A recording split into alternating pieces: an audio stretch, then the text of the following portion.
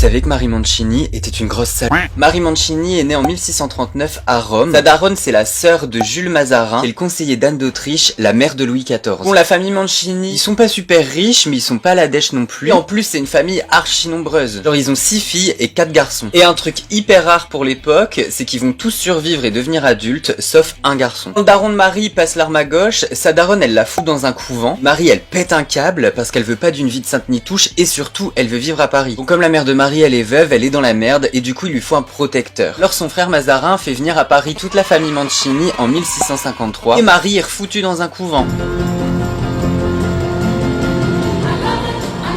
Mais là, elle est contente parce qu'elle va rencontrer une mère supérieure qui va l'éduquer et la cultiver. Et c'est là que Marie va se rendre compte que la culture peut devenir une arme. C'est aussi dans ce couvent qu'elle va apprendre à parler français. Et clairement, pour l'époque, c'est hyper rare qu'une meuf soit aussi cultivée. Après 8 mois de couvent, Marie débarque à la cour où elle rencontre Louis XIV. Et au début, tout le monde s'en branle de sa gueule. Parce qu'il la trouve laide, trop maigre, trop noire. Et en plus, Louis XIV y est grave en crush sur Olympe Mancini, la sœur de Marie. Alors Olympe et Loulou, ils se mettent ensemble. Tout le monde pense qu'elle va finir reine de France. Mais Anne d'Autriche, elle flippe sa race. Du coup, on force Olympe à épouser le comte de Soissons. C'est fini entre Loulou et elle. Salut, bonsoir. Dès le début, Marie Mancini, elle tombe in love de Louis XIV. Mais lui, il piche que dalle. Et quand il a 20 ans, il tombe gravement malade. Au point où on fait des prières et on lui donne l'extrême onction. Tout le monde est persuadé qu'il va crever. Alors ça commence à retourner sa veste en mode on va lécher le cul de Philippe d'Orléans. Parce que si Louis crève, ce sera Philippe le nouveau roi. La seule personne qui restera au chevet de Louis XIV, c'est Marie. Bon, au final, Louis va guérir et il oubliera jamais que Marie, elle a été là pour lui. Et ils vont commencer à flirter ensemble. Et c'est là que Louis va tomber amoureux d'elle, mais il va jamais lui péter la chatte.